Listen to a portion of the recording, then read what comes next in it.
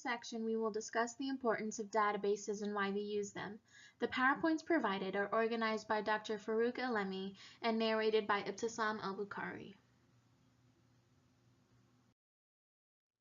If data is not well organized and information is scattered, the data will have no meaning.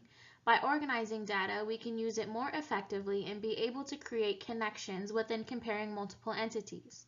Organizational structures are most important when creating and using databases. Once data is obtained, one must organize the data, which will then create a basis of meaningful information. Databases enable a simpler way to compare and contrast large data sets for all individuals, creating a more computational, efficient way of processing information.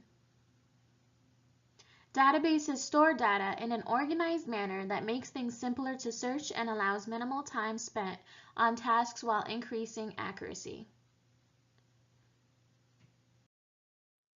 By integrating multiple data sources, we can increase the value of the information, reduce the information's complexity, and eliminate most discrepancies and repetitions. Integration is vital when multiple data sources are being used, especially if one is processing information from different sources.